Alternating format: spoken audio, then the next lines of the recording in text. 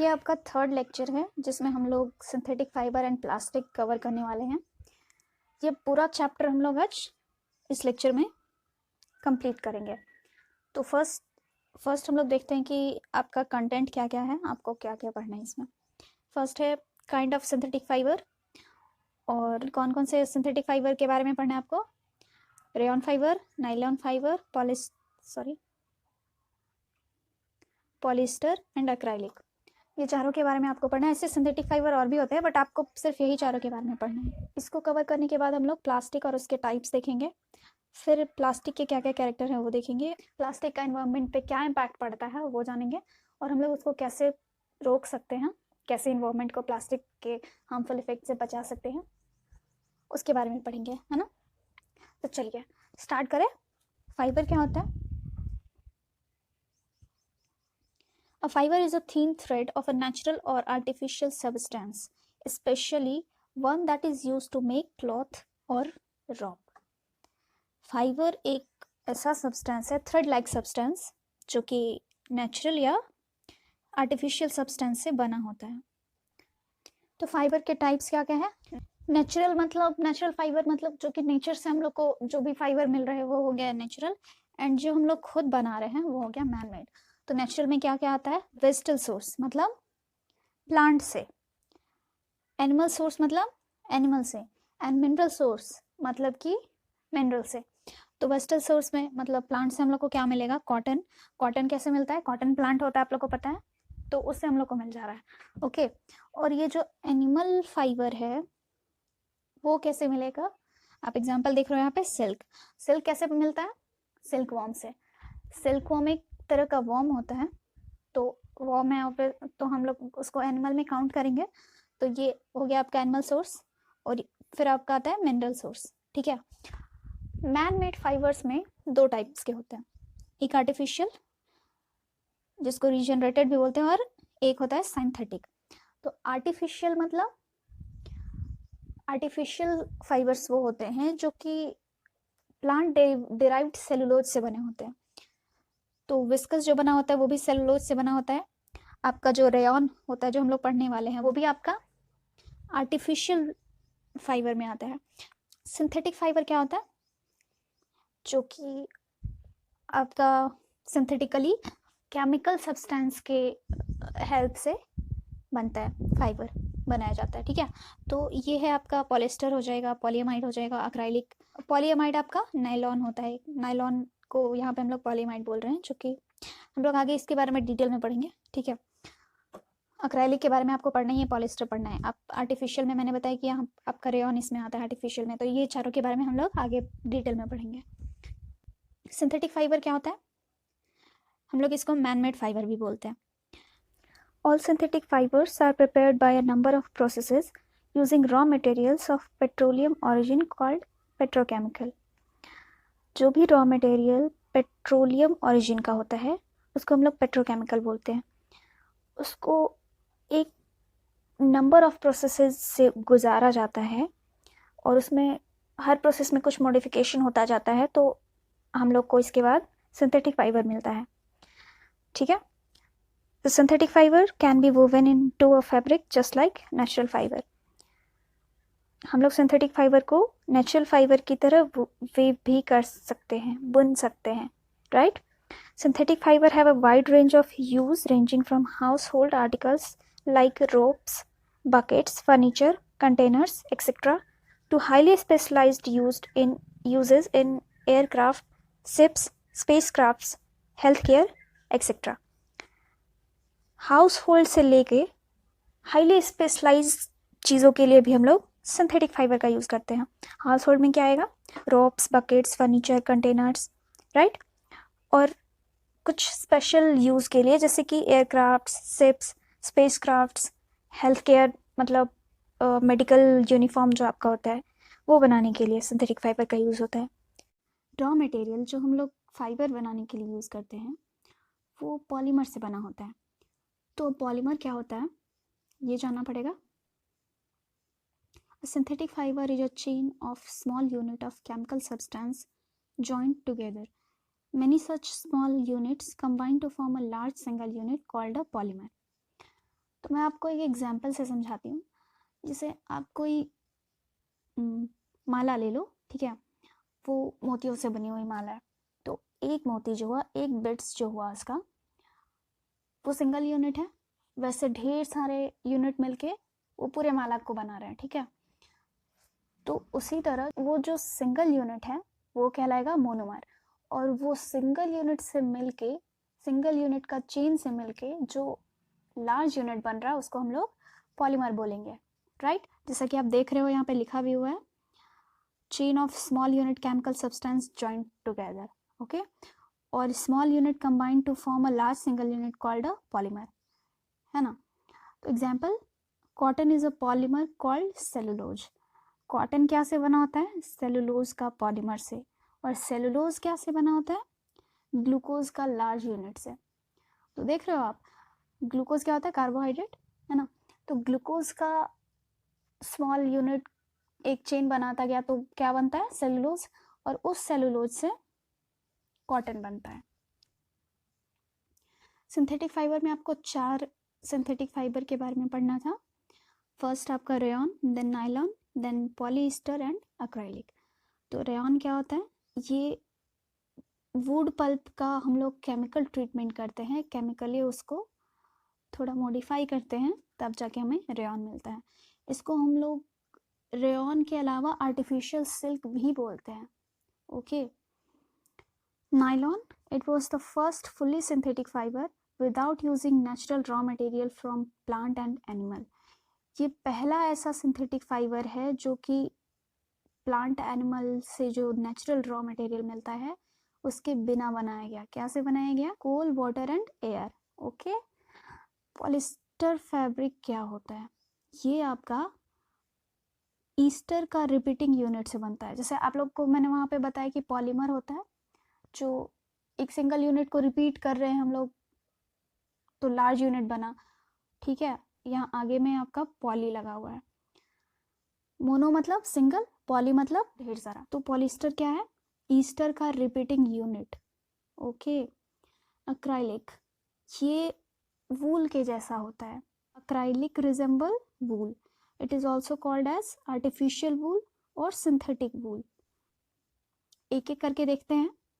Rayon क्या होता है, उसका यूजेस देखेंगे, फिर आगे हम लोग वो आपका नायलॉन और पॉलिस्टर और अक्राइलिक सबके बारे में देखेंगे। हम लोग इसके प्रॉपर्टीज़ भी देखेंगे, लेकिन वो हम सबसे लास्ट में देखेंगे, ये चारों पढ़ने के बाद, ताकि आप कंपेयर कर सको कि इनके प्रॉपर्टीज़ में क्या डिफरेंस है, okay. Rayon resemble silk in appearance, texture and shine. Rayon जो है आपका देखने में भी सिल्क टाइप का लगेगा, उसका शाइन भी वैसे ही सिल्क के जैसा करेगा, उसका टेक्सचर भी सिल्क की तरह होता है, इसलिए हम लोग उसको आर्टिफिशियल सिल्क बोलते हैं। Silk fibre was discovered in China and made from silk worm. मैंने आपको बताया था कि ये सिल्क वॉर्म से बना होता है, सिल्क फाइबर, और इसको डिस्कवर किया गया था। किसको? सिल्क फाइबर को। कहाँ डिस्कवर किया गया था? चाइना में। ये आपका कोविड-19 भी वही डिस्कवर हुआ है, तो याद रहेगा आपको, ठीक है। यूज़ क्या क्या है? in textile industries for making sari and dresses, to make carpets, in medical field for making bandage and surgical dresses, in making bed sheets, blankets and curtains. Nylon के बारे में देखते हैं। Nylon was made without using any natural raw material, जैसा कि मैंने आपको वहाँ पे ही बताया, from plant or animal, okay, almost simultaneously in New York and London. Thus it got its name NY for New York and LON for London as nylon. मतलब ये कि ये आपका नायलॉन सिंथेटिकली पूरा बनाया जाता है। तो सबसे पहले ये बनाया गया था न्यूयॉर्क में, देन लंदन में। तो सबसे पहले न्यूयॉर्क में बनाया गया, तो न्यूयॉर्क का N और Y ले लिया हम लोग, और लंदन उसके बाद बनाया गया था लंदन में, तो लंदन का LON, तो आपका बनता है नायलॉन, इसलिए इसका नाम नायलॉन पड़ा 1931 में। यूज़ क्या है इसके? Making rope, for making parachutes, in making socks, tent, toothbrushes, seat belt, curtains, या फिर यहाँ पे आप देख लो फिगर में दिया हुआ sleeping bag, rope, seat belt यहाँ पे भी था, hose, tarpaulin, dental floss. Okay, next polyester क्या होता है? मैंने बताया पहले आपको, ईस्टर का रिपीटिंग यूनिट, राइट। ये आपका है टेरिलीन एंड पीईटी, ये दोनों भी पॉलिस्टर है। पीईटी क्या होता है? पॉलीइथिलीन टेरेप्थैलेट। ओके, तो इसमें भी पॉली लगा हुआ है, तो पीईटी क्या होता है? इथिलीन टेरेप्थैलेट का रिपीटिंग यूनिट। नेक्स्ट आपका है पॉलिस्टर का use in making fabric for saris and dress material, for making PET bottles, utensils, wires, films and other useful product. तो क्या क्या बनाने के लिए यूज़ करते हैं हम? PET bottle, utensils, sari, wires, films. Okay, ये आप जो बॉक्स देख रहे हो, फ्रूट्स रखने के लिए जो बॉक्स बना हुआ है, या फिर बैकग्राउंड में आप ये जो देख रहे हो बॉटल्स, ये सारा भी पॉलिस्टर का बना हुआ है। ये बैग देख रहे हो आप, है ना। आप इसके पहले भी जो देख रहे थे, जैसे ये नायलॉन का, ये जो पीछे बैकग्राउंड में आपको दिख रहा है, ये नायलॉन का स्ट्रक्चर है। ओके, ऐसे आपको इतना डिटेल नहीं जानना है, बट आप चाहो तो गूगल कर सकते हो अगर आपका मन करे तो, है ना। ये भी आप देख लो, आप बैकग्राउंड में जो आपको ये सब दिख रहा, ये सारा रेयॉन फैब्रिक से बना हुआ है। ओके, तो बस एक विजुअल कॉन्सेप्ट आपके दिमाग में रहे, इसलिए मैंने ये डाला है बैकग्राउंड में। तो नेक्स्ट आते हैं हम वापस पॉलिस्टर पे। तो ईस्टर का स्मेल कैसा होता है? फ्रूट के जैसा। Fabric are sold by name like polycot, polywool, terrycot. As the name suggests, these are made by mixing two types of fiber. देखिए, कुछ फैब्रिक्स ऐसे होते हैं, जैसे हम लोग तो यहाँ पे बस 4 ही पढ़ रहे हैं, रेयॉन, नायलॉन, पॉलिस्टर, अक्राइलिक, लेकिन कुछ फैब्रिक जिनका नाम यहाँ पे दिया हुआ है, पॉलीकॉट, पॉलीवूल, टेरिकॉट, ये सब ना 2 फैब्रिक को मिक्स करके बनाया गया है। किसको किसको? फर्स्ट आप देख रहे हो पॉलीकॉट, क्या से बनाया होगा आप खुद सोचो। पॉलिस्टर और कॉटन को मिक्स करके बनाया गया है। ये पॉली वूल देख रहे हो आप, ये पॉलिस्टर एंड वूल को मिक्स करके बनाया गया होगा।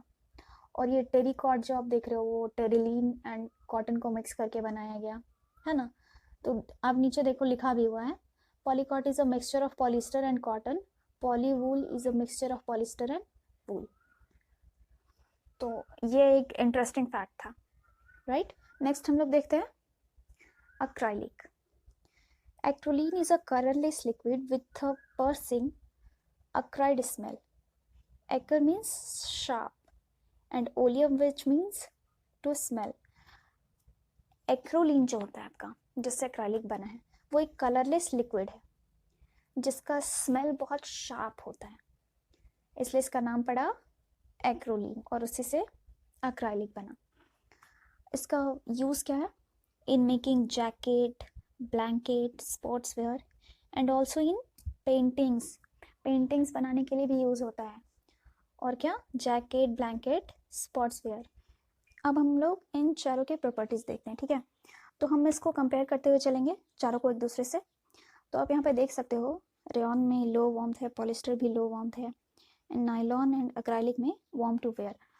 तो अगर आप इन चारों के बने कपड़े ले लो, इन चारों फाइबर से बने कपड़े, तो अगर आप उसको पहनोगे तो नायलॉन और अक्राइलिक में आपको ज़्यादा गर्मी लगेगी, बट रेयॉन और पॉलिस्टर के जो कपड़े होंगे उनमें आपको थोड़ी कम गर्मी लगेगी compare to nylon and acrylic. Cotton के कपड़ों में आपको एकदम भी गर्मी नहीं लगेगी। नेक्स्ट देखते हैं, रेयॉन है non durable, nylon durable, polyester very durable and acrylic durable. मतलब ड्यूरेबल मतलब लॉन्ग लास्टिंग। ओके, तो रेयॉन जो है आपका वो नॉन ड्यूरेबल है, मतलब ये जल्दी, इसके बने कपड़े जल्दी फट जाएंगे या इससे बना कोई भी सामान जल्दी ख़राब हो जाएगा।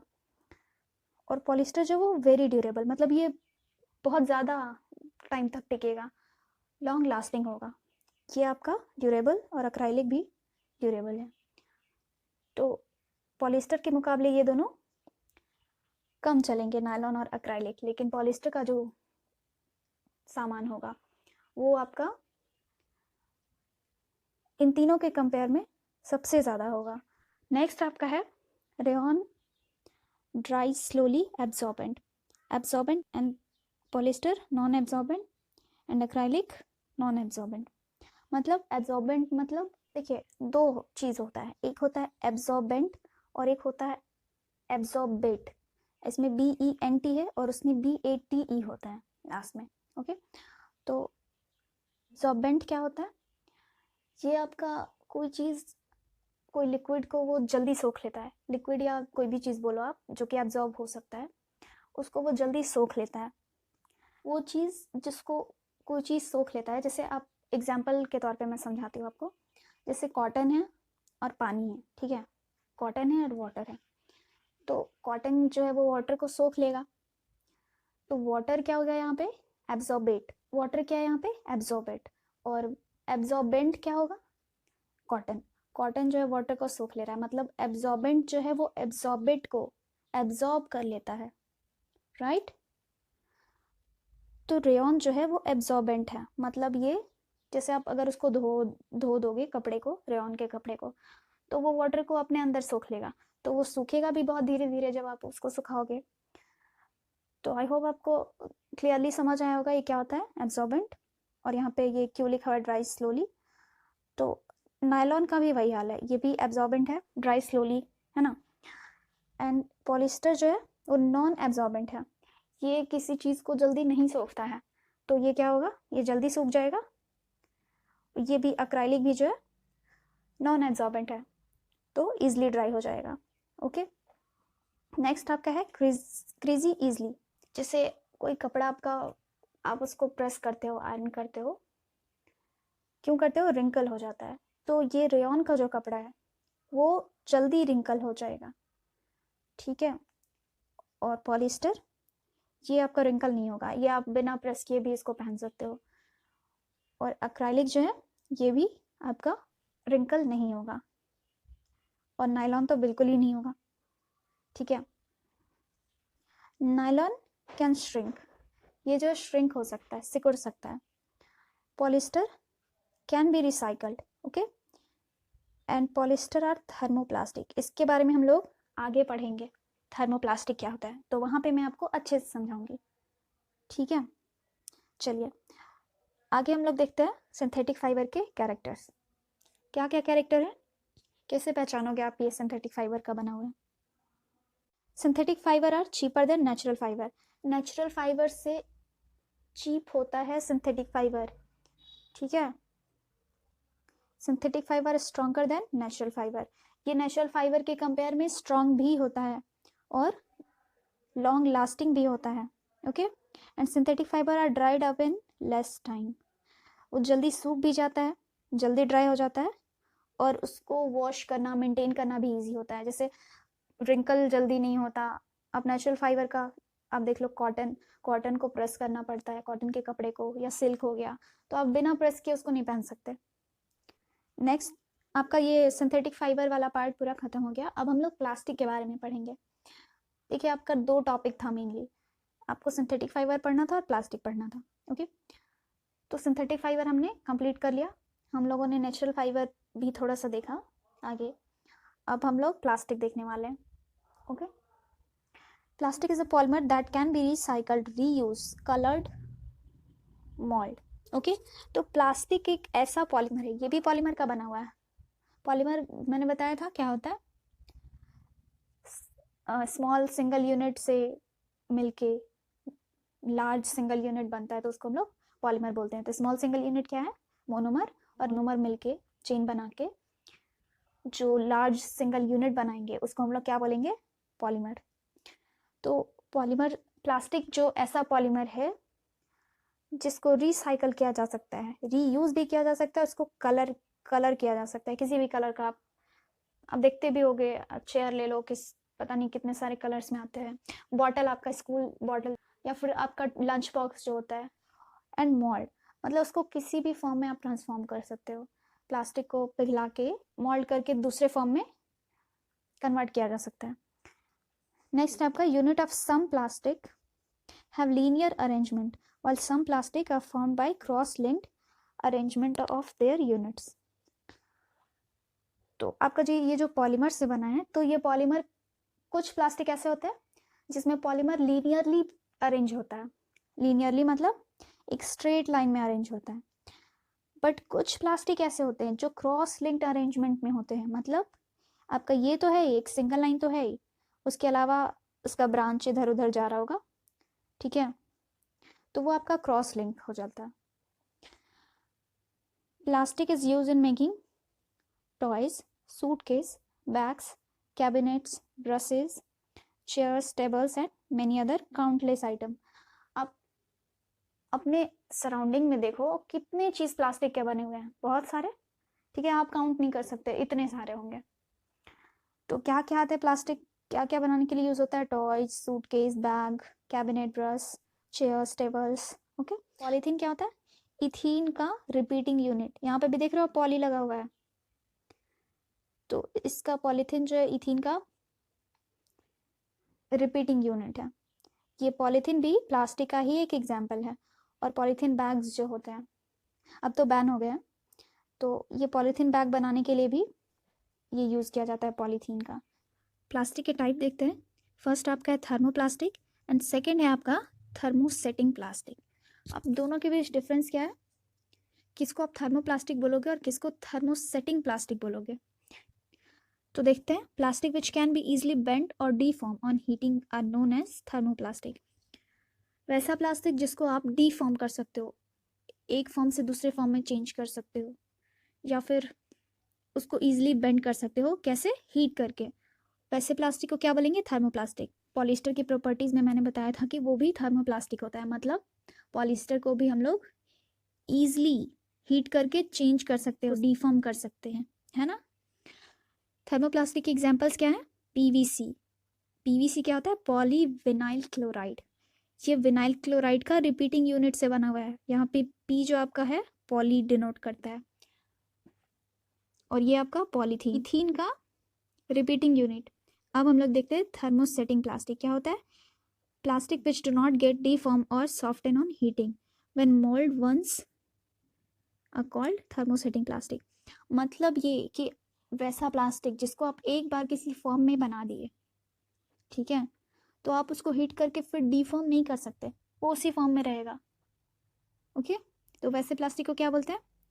Thermosetting plastic. एग्जाम्पल्स क्या है थर्मोसेटिंग प्लास्टिक के? बेकेलाइट और मेलानीन। एक होता है आपका टेफ्लॉन, ये एक स्पेशल टाइप का प्लास्टिक है जिसपे कि वाटर और ऑयल स्टिक नहीं करते। जो आपका नॉन स्टिक यूटेंसिल बना होता है ना, उस पर ये इसी का लेयर लगा हुआ होता है। It is use for non stick coating on cookwares. Okay, next हम लोग देखने वाले हैं कैरेक्टरिस्टिक्स ऑफ प्लास्टिक्स। तो क्या है, फर्स्ट आपका क्या है? Plastic is a poor conductor of heat and electricity. Heat और इलेक्ट्रिसिटी इससे जल्दी पास नहीं होगा। तो आप देखते होंगे कि जो कुकर हो गया आपका, या फिर जो बर्तन होते हैं उसमें जो हैंडल लगा होता है उसमें जो प्लास्टिक लगा होता है, ठीक है, तो आप वो जब आप पकड़ते हो गर्म बर्तन को भी आप पकड़ते हो जब, तो आपको गर्म नहीं लगता होगा, वो हीट फील नहीं होता होगा। क्यों? क्योंकि वो पुअर कंडक्टर होता है हीट का। और इलेक्ट्रिसिटी, जैसे स्विच को देख लो, तो आप जब ऑन करते हो आपको करंट नहीं लगता उसमें। क्यों? क्योंकि प्लास्टिक जो है वो पुअर कंडक्टर ऑफ इलेक्ट्रिसिटी भी होते हैं। Plastic does not react with air and water and with many of the chemicals. जैसे प्लास्टिक जो है आपका वो एयर वाटर से रिएक्ट भी नहीं करता और कुछ केमिकल से भी रिएक्ट नहीं करता। एयर या वाटर के कांटेक्ट में अगर आप किसी आयरन रॉड को छोड़ दो तो उसमें जंग लग जाता है, ठीक है, रस्ट लग जाता है उसमें। बट प्लास्टिक में ऐसा नहीं होता, वो रिएक्ट नहीं करता, वाटर एयर और वाटर से रिएक्ट नहीं करता और कुछ केमिकल से भी रिएक्ट नहीं करता। नेक्स्ट आपका है प्लास्टिक का light weight, durable, cheap and very strong. Okay, तो प्लास्टिक जो है आपका उसका लाइट वेट होगा, हल्का होगा, वो ड्यूरेबल होगा, लॉन्ग लास्टिंग होगा, ओके, चीप भी होगा और स्ट्रॉन्ग भी होगा। Plastic are non biodegradable substances, it takes many years to get decomposed, thus plastic is not environment friendly. okay, plastic जो है नॉन बायोडिग्रेडेबल होता है, मतलब, तो बायोडिग्रेडेबल का मतलब क्या होता है ये जानते पहले, या फिर नॉन बायोडिग्रेडेबल का मतलब क्या होता है? Plastic cause pollution as they are non biodegradable and release toxic fumes when burned and hence cause air pollution. Biodegradable क्या होता है? A material which get decompose through natural process such as action by bacteria is called biodegradable. And non biodegradable क्या होता है? A material which is not easily decompose by natural processes is termed non biodegradable. Okay, आपको last chapter में मैंने शायद बताया था कि क्या होता है ये बैक्टीरिया वाला जो हम लोग पढ़ रहे थे, तो उसमें नाइट्रोजन साइकिल में शायद मैंने बताया था आपको। तो क्या दिया हुआ है कि अगर जो चीज़ को, जो मटेरियल को हम लोग नेचुरल प्रोसेस से डिकम्पोज कर देते हैं या फिर बैक्टीरिया के थ्रू या फिर और भी कुछ अलग चीज़ें हो सकते हैं, सिर्फ ज़रूरी नहीं कि बैक्टीरिया से डिकम्पोज हो, तो वैसे प्रोसेसेस मतलब नेचुरल प्रोसेस से डिकम्पोज हो जाए, वैसे मटेरियल को क्या बोलेंगे, वैसे सब्सटेंस को क्या बोलेंगे? बायोडिग्रेडेबल। नॉन बायोडिग्रेडेबल किसको बोलेंगे? जो कि ईजिली डिकम्पोज नहीं होता है नेचुरल प्रोसेसेस से। ओके, तो प्लास्टिक आपका नॉन बायोडिग्रेडेबल है, मतलब वो नेचुरल प्रोसेस से ईजिली डिकम्पोज नहीं होगा। तो हम लोग उसको डिकम्पोज करने के लिए फिर क्या करते हैं? उसको बर्न करते हैं। तो बर्न करने से क्या होता है कि फ्यूम्स निकलता है जो कि टॉक्सिक होता है, तो एयर पॉल्यूशन होगा। अगर हम उसको बर्न नहीं करते हैं, डंप कर देते हैं, तो फिर वो आपका सॉइल पॉल्यूशन करेगा, है ना। तो इसलिए हम लोग कह सकते हैं कि ये प्लास्टिक जो है वो एनवायरमेंट फ्रेंडली नहीं है। देखो मैंने आपको नेक्स्ट आपका है प्लास्टिक डज नॉट रस्ट। तो मैंने यहाँ पे आपको एग्जाम्पल के तरीके से समझाया था, ये दोनों सेम ही बात बोल रहा है, ठीक है। रस्ट कैसे लगता है? एयर और वाटर का कांटेक्ट में आता है कोई चीज़, जैसे आयरन रॉड, तो रस्ट लगता है। बट यहाँ पे आपका दिया है कि एयर और वाटर से रिएक्ट नहीं करता plastic, that means plastic does not rust, right. तो याद रहेगा आपको। आप एग्जाम में भी ऐसे पॉइंट वाइज करके लिखोगे ना, तो आपका मार्क्स कोई नहीं काटेगा, ठीक है। और जैसे मैंने आपको इसके पहले प्रॉपर्टीज़ बताए थे सिंथेटिक फाइबर के, तो वो भी आप पॉइंट वाइज करके लिखना, ये भी आपका कोई नहीं काटेगा और आपको अच्छे मार्क्स मिलेंगे। और कैरेक्टरिस्टिक ऑफ सिंथेटिक फाइबर भी आप पॉइंट वाइज करके लिखोगे, ठीक है। तो हम लोग वापस चलते हैं प्लास्टिक पे। कैरेक्टरिस्टिक हम लोगों ने देख लिया प्लास्टिक का। अब हम इन्वायरमेंटल डैमेज से कैसे बचेंगे? प्लास्टिक जो डैमेज काउज करता है इन्वायरमेंट में, हम उससे कैसे बचेंगे? क्या कर सकते हैं? देखो पूरी तरह तो ख़त्म नहीं किया जा सकता, अगर प्लास्टिक यूज़ करे तो वो हार्म करेगा ही करेगा, बट हम उसको रिड्यूस कर सकते हैं, ठीक है। कैसे रिड्यूस करेंगे? 5 R's to minimize the environmental damage cause by plastic. ये 5 R क्या है?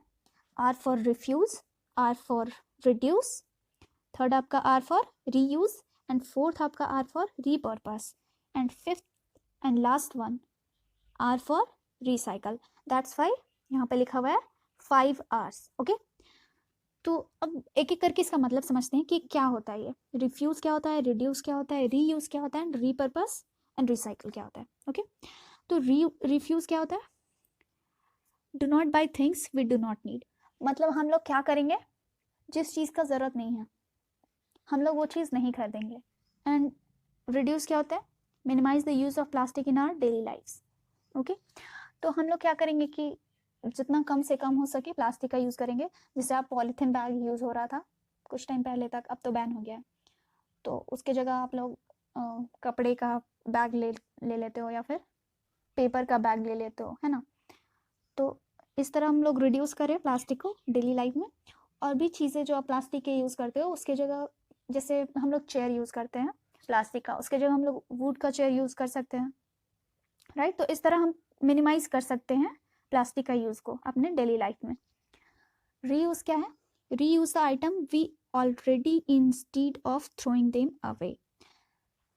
तो हम लोग क्या करेंगे कि जो चीज़ हम लोग फेंकने वाले हैं, चाहे तो हम लोग उसको फिर से यूज़ कर सकते हैं। जैसे बॉटल आपका हो गया, बॉटल गंदा हो जाता है, पानी रखा रखा तो आप फिर उसको फेंक देते हो, है ना। तो आप उसको साफ करके फिर से यूज़ कर सकते हो दूसरा बॉटल खरीदने के बजाय, ठीक है। नेक्स्ट आपका repurpose, alter or change to use it in a different way. जैसे किसी चीज़ को हम दूसरे चीज़ों के लिए यूज़ कर सकते हैं। जैसे बॉटल आपने जो पानी पीने के लिए यूज़ कर रहे थे आप, तो आप उसमें कोई चीज़ रख सकते हो, कोई सामान रख सकते हो, या फिर आप और भी प्लास्टिक की कोई चीज़ ले लो, जैसे आपका टॉफ़ीज़ का रैपर हो गया, उससे आप डेकोरेटिव चीज़ें बना सकते हो, घर को सजाने के लिए यूज़ कर सकते हो, है ना। रिसाइकलिंग क्या है? Some plastic waste can be sorted and made into other thing in recycling factory. Recycling में क्या होगा कि आप जो चीज़ें जो यूज़ के लायक नहीं है, जो चीज़ें प्लास्टिक की बनी हुई चीज़ें जो यूज़ के लायक नहीं है, हम उसको ऐसे ही फेंक देते हैं। तो हम उसको ऐसा कर सकते हैं कि रिसाइकलिंग फैक्ट्रीज में दे दे, तो वो क्या होगा, वो उसको रिसाइकल कर देगा, फिर से एक नया प्रोडक्ट उससे बना देगा उसी चीज़ से।